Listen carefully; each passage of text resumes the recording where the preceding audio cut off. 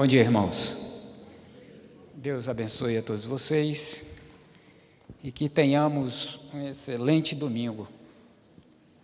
Começando logo com louvores, orações e a palavra de Deus aplicada à nossa vida. Nós temos um Deus grandioso que realmente Ele trabalha para aqueles que nele confiam. Isso a gente vê nas Escrituras. Deus tem grandes projetos, grandes planos, mas Ele se interessa pelas nossas causas, aquilo que estamos envolvidos. Abra sua Bíblia no livro de Atos, Atos 20, verso 1.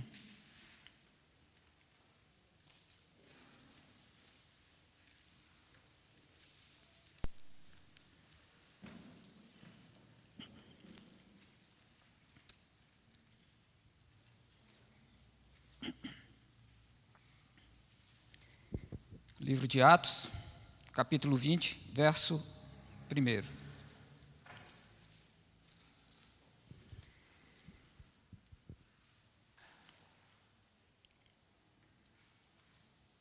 Veja, cessado o tumulto, Paulo mandou chamar os discípulos e, tendo-os confortado, despediu-se e partiu para a Macedônia. É isso aí, ó. Cessado o tumulto, Paulo mandou chamar os discípulos e, tendo-os confortado, despediu-se e partiu para a Macedônia. Bom, o fato dele partir significa dizer que ele estava em algum lugar. E aonde é que Paulo estava? Se ele partiu para a Macedônia, ele estava em outro lugar. Na verdade, ele estava na Ásia Menor, especificamente na cidade chamada Éfeso. Éfeso era uma cidade talvez maior do que Pouso Alegre. Pouso Alegre deve ter 240 mil habitantes. Então, estima-se que Éfeso, que era a segunda maior cidade do Império, em todo o Império Romano, era uma província. Ela tinha de 250, talvez, até 500 mil habitantes. Era um colosso. Uma cidade estratégica para o comércio entre o Oriente e o Ocidente. Uma cidade muito movimentada e uma cidade próspera.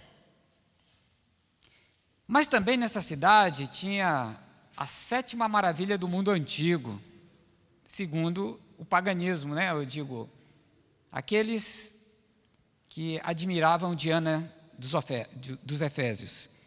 Então havia um grande templo e tido como magnífico, a ponto de ser chamado a sétima maravilha do mundo antigo, um templo a Diana, Ártemis para os gregos, e para os romanos, Diana.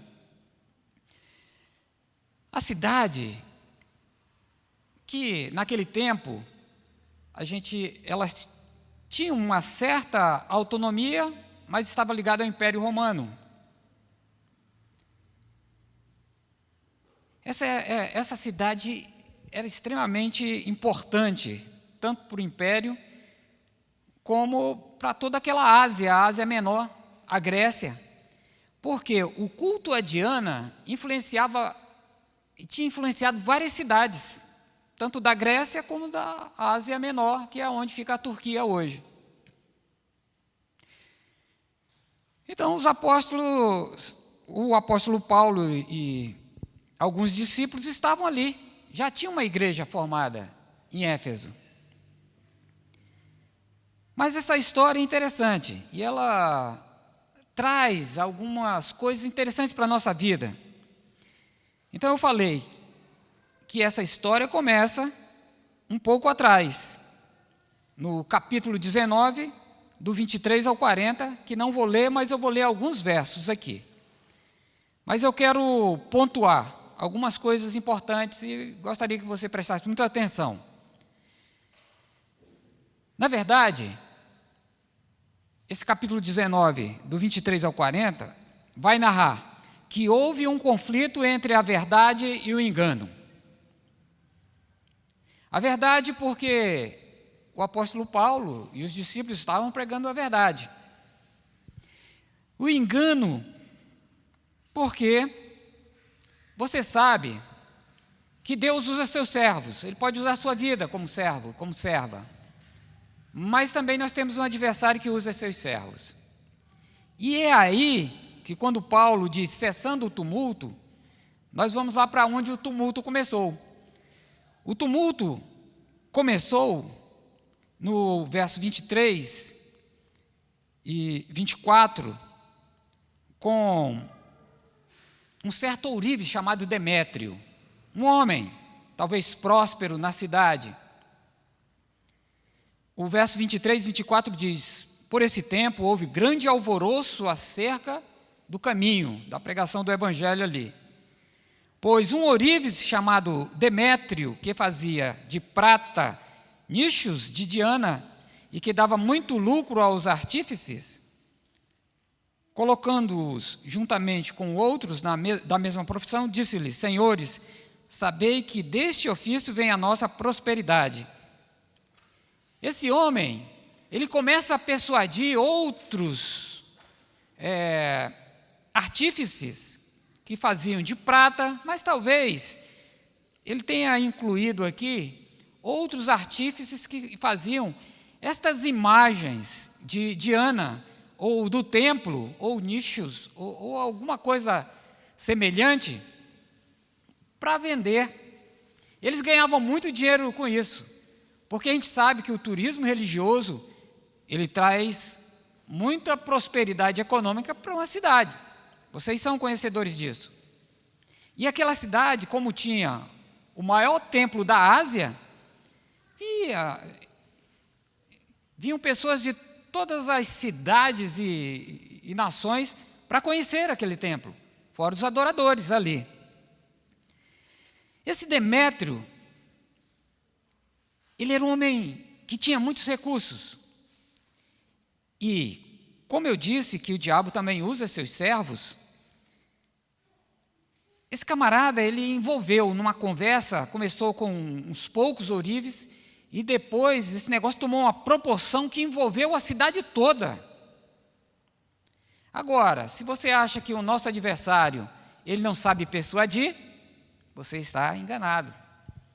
Ele sabe. Ele sabe colocar os seus enganos no coração do homem. Até no coração de um crente ele sabe colocar, se o crente deixar.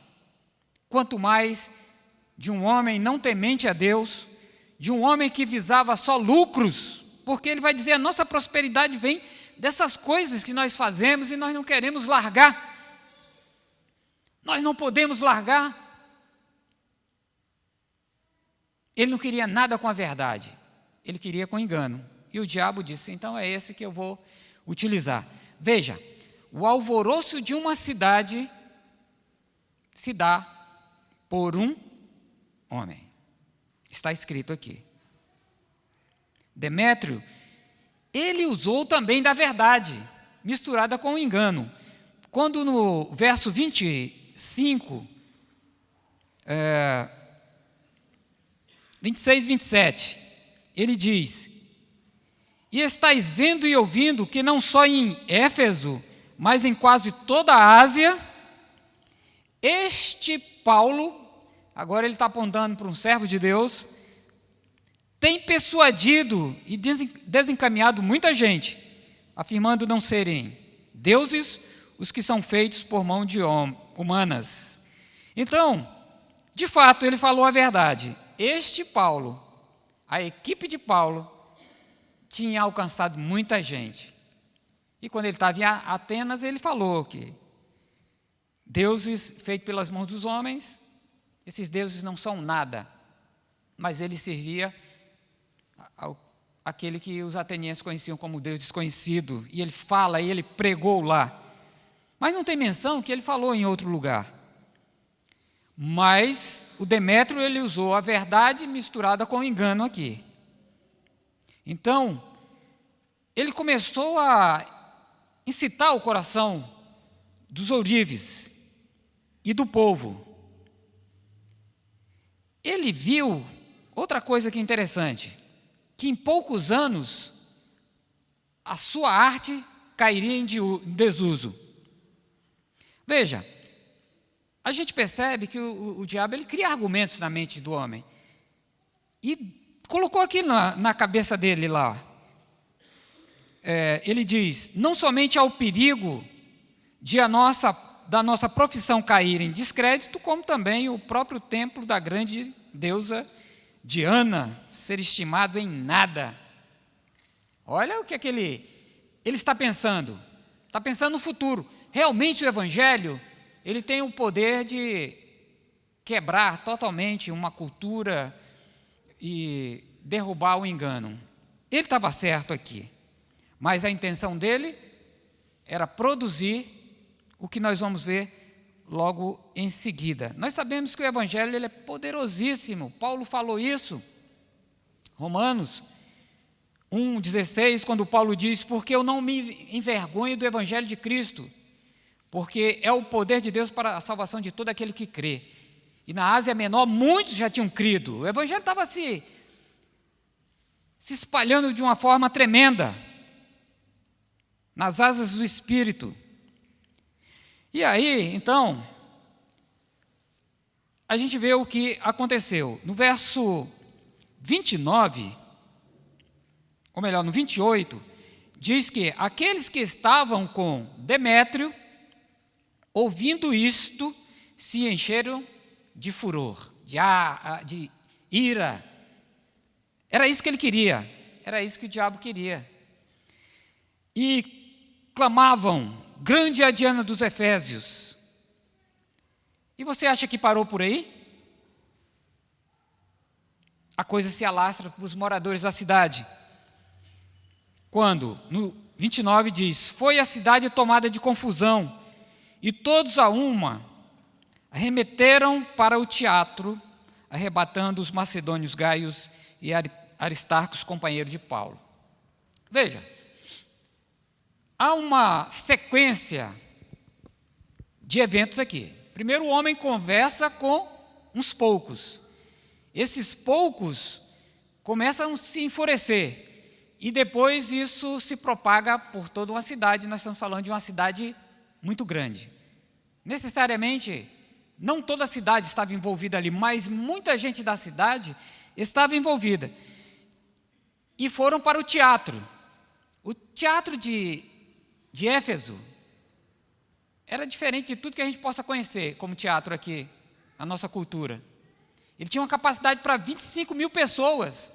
Era aquele teatro aberto, ao céu aberto. Então, tinham dois companheiros de Paulo que estavam ali discutindo com algumas pessoas, e eles foram arrebatados, tomado à força e tirado dali. A impressão que dá é que eles foram tirados mesmo de dentro do teatro e foram colocados no meio de uma confusão de gente, e a coisa ali não estava fácil. Muito bem. Nós sabemos que a verdade ela tem o poder de libertar pessoas. O argumento dizendo que a nossa prosperidade depende daquilo que nós fazemos, e se nós perdermos a construção dessas imagens, nós vamos ser destruídos, é uma grande mentira. Porque a verdadeira prosperidade de um homem, ela vem em Deus. Prosperidade de todas as áreas da sua vida. Não só financeira, financeira é um detalhe, mas familiar, espiritualmente, emocionalmente. O que o Evangelho faz, ele transforma o homem por completo. Então, o que eu posso dizer é que o diabo deu o primeiro passo ali, utilizando Demétrio. E aquele engano se alastrou. E agora tem 2 servos de Deus aqui no meio de uma multidão enfurecida. E aí, no verso 30, olha o que diz o verso 30. Querendo este apresentar-se ao povo, não lhe permitiram os discípulos. Nós vemos um grande líder aqui. Paulo estava lá.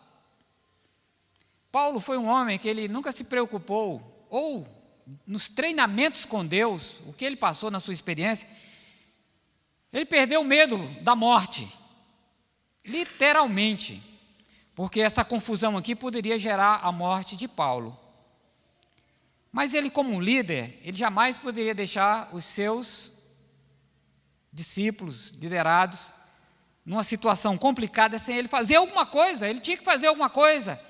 E ele estava determinado a ir e falar para o público.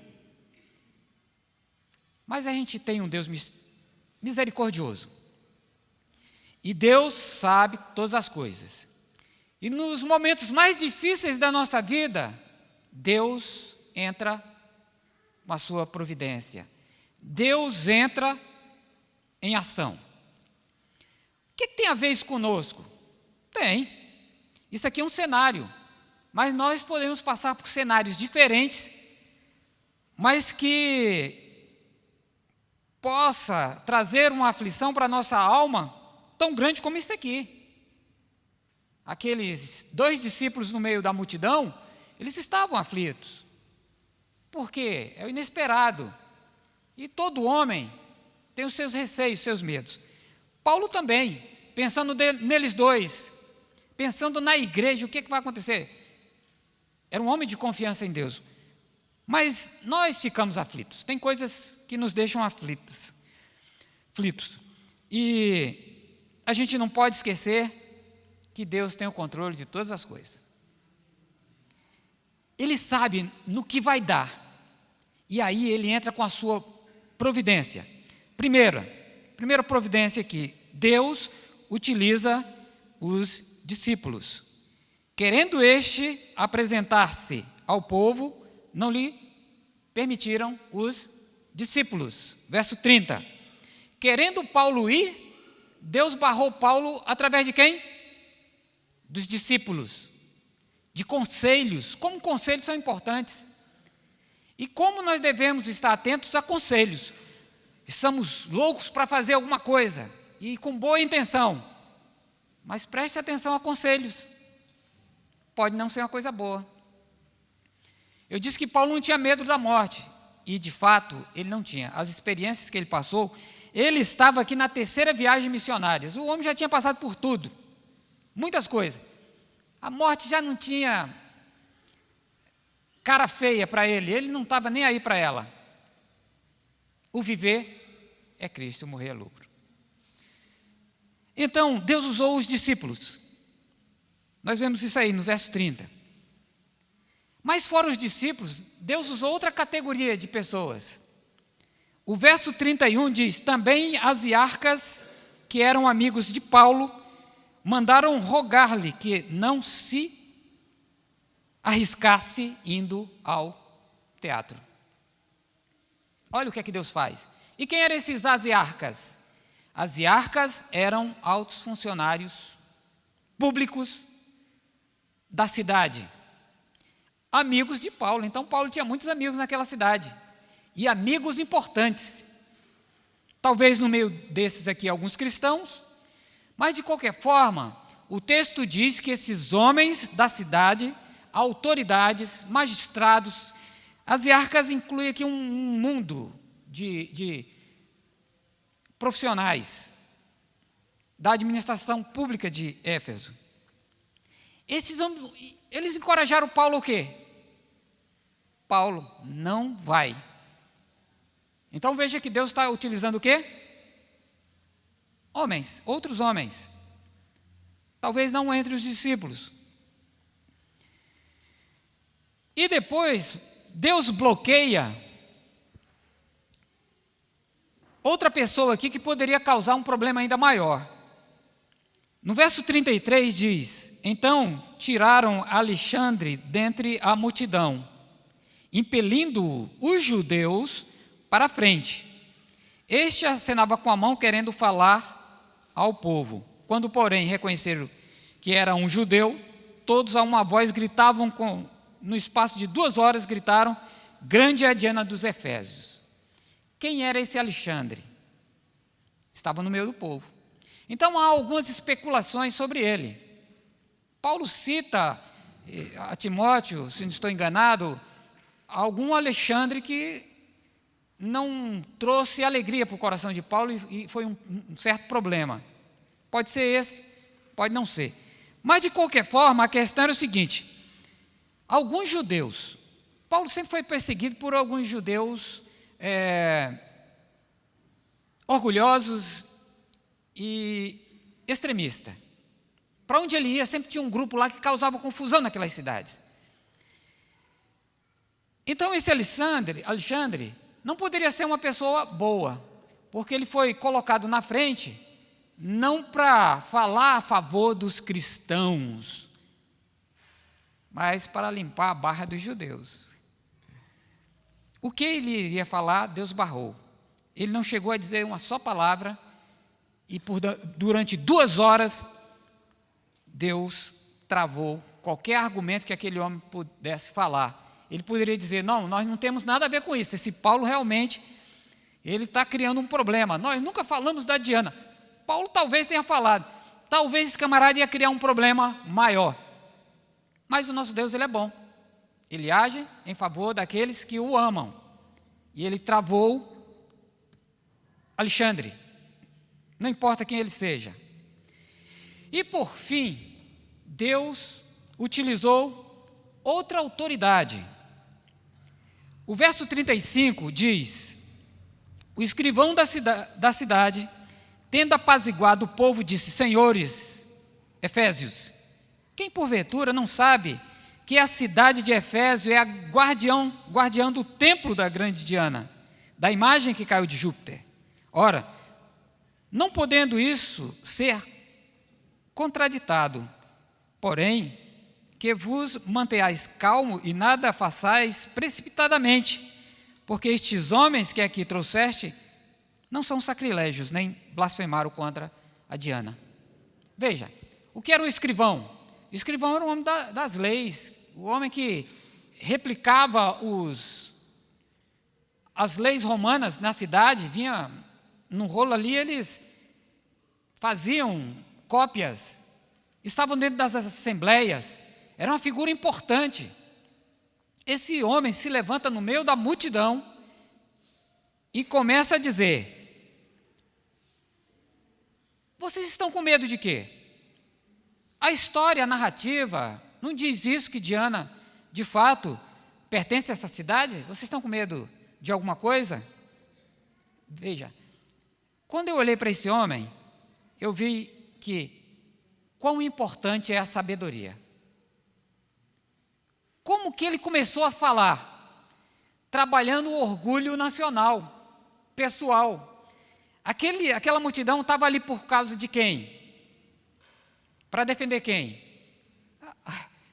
Eles não queriam nada com o evangelho, estavam querendo defender a sua cidade, a sua cultura, o comércio, aquilo que fora colocado em suas mentes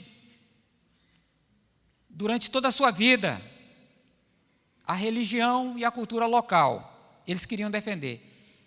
E esse escrivão, que nós não sabemos o nome, ele começa a falar, trabalhando ali, olha, no coração daquelas pessoas, o orgulho nacional.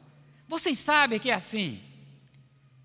E está aí, vocês não vão perder isso. Aí depois ele faz a curva e agora começa a falar sobre os discípulos. Ele nem menciona Paulo, porque o nome de Paulo é que era o centro da discussão aqui. Lembra que Demétrio falou? Este Paulo, o homem sábio, não sei se ele era um cristão, não sei. A única coisa que eu sei é que ele estava sendo usado por Deus. Deus usou Ciro para mandar os judeus para a Palestina. E agora Deus está usando o escrivão Então ele disse: vocês sabem que estes homens que aqui vocês trouxeram, está falando dos dois, eles não fizeram sacrilégio algum, nem blasfemaram contra a deusa Diana. Qual é a prova que vocês têm que esses homens fizeram sacrilégio? Ou falaram alguma coisa contra a Diana? Aí ninguém tinha mais argumento. Olha o checkmate que ele está dando aqui. Isso é importante. E depois ele diz: portanto, se Demétrio, esse homem que criou uma confusão aqui na cidade, alvoroçou a cidade, ele e os artífices que acompanham ele, tem alguma queixa contra alguém? Há mecanismos legais na cidade para que isso seja feito. Quais os mecanismos? Então ele cita, no 38, se esse Demétrio quer resolver algum problema, que ele busque as audiências. E ali havia um magistrado para fazer a conciliação. Olha o que ele está dizendo. Há procônsules, há homens que têm o poder de decidir. Esses homens devem ser procurados. E a assembleia regular, porque regularmente havia assembleia em todas as cidades ali para resolver as questões.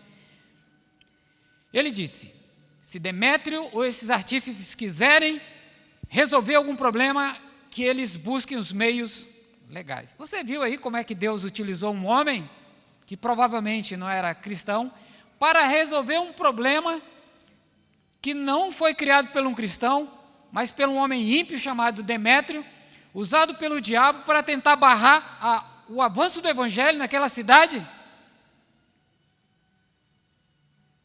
Deus é maravilhoso. Deus, ele tirou aquele peso sobre aqueles homens, sobre Paulo. Deus age em favor daqueles que o amam. Eu já falei isso umas 4 vezes aqui hoje. Deus age.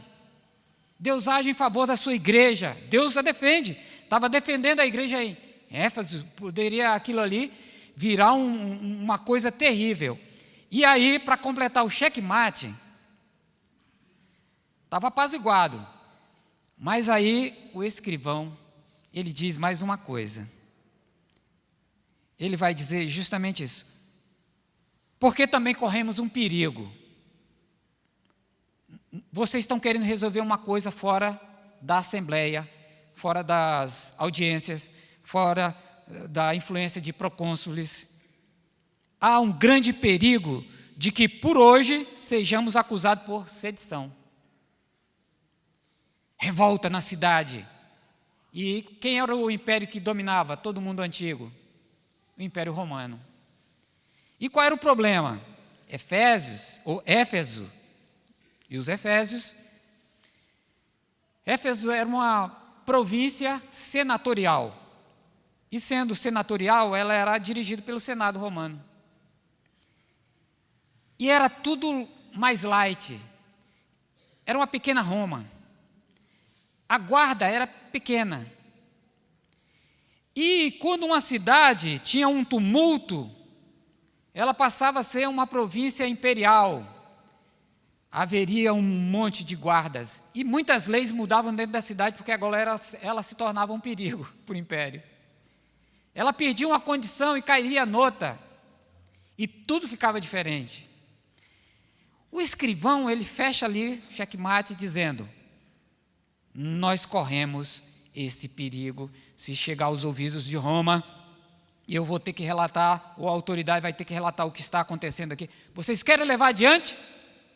Não, verso 41. E havendo dito isso, dissolveu a assembleia. Resolvido o problema? Resolvido o problema. Você vê, você viu, ouviu. Como é importante a sabedoria. Talvez esse homem tenha falado com calma, com elegância, sem criar mais furor, porque a coisa estava agitada. E a Bíblia diz que a palavra mansa, ela desvia o furor, e dito ao seu tempo, ela cumpre o propósito de paz, de pacificar. Mas essa sabedoria, pode ter certeza, veio de Deus. Deus usou esse homem para preservar Paulo, o grande líder, a igreja em Efésios, e barrar as obras do diabo. Ele tenta de várias formas. É o papel dele. Mas a igreja deve continuar firme sobre a rocha, sabendo que não estamos sozinhos. Então, volto ao primeiro verso que eu li, capítulo 20.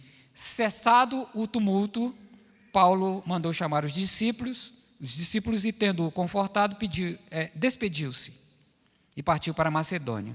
Então, fecho aqui. O tumulto estava resolvido. Paulo chamou os discípulos, aqueles 2, e mais alguns outros discípulos da cidade, e animou o coração daqueles homens. Tornou mais forte, fortaleceu, fortificou, dizendo, talvez, não está nada escrito o que ele falou, mas eu penso, dizendo, olha, é assim, o diabo se levanta, mas ele cai de novo. Nós temos um Deus que é todo poderoso, que fez todas as coisas. Ele administra tudo, e nada foge do seu controle. Então, tenha bom ânimo, vamos adiante, vamos conquistar essa cidade para o Senhor, porque Ele está conosco. Eles viram, Paulo deve ter falado assim, ó, vocês viram o que aconteceu? Eu sou homem, sou sujeito ao erro, eu queria ir, mas Deus me impediu, mas Deus usou um meio para resolver a questão, e manter a sua igreja aqui, e aquela igreja foi uma igreja grande, muito grande e próspera. Então, meus irmãos, o diabo, ele sabe que o avanço do evangelho traz prosperidade, e suas fortalezas são destruídas, porque são de verdade. Deus destruiu algumas fortalezas do diabo naquele dia. O evangelho salva, o evangelho transforma, ele reposiciona o homem na história, dando uma nova história e colocando esse homem como agente de Deus.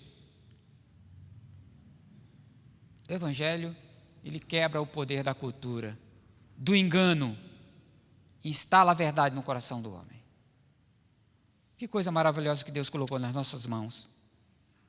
A história se repete, de várias formas, mas nós temos que ter essa convicção de que somos guiados por Deus, e Deus tem o controle de todas as coisas. Não importa quais sejam, Deus tem o controle, e Ele sempre vai nos levar à vitória em Cristo Jesus, nosso Senhor. Que Deus abençoe a sua vida, e continue abençoando a nossa igreja, e faça ela prosperar. Amém.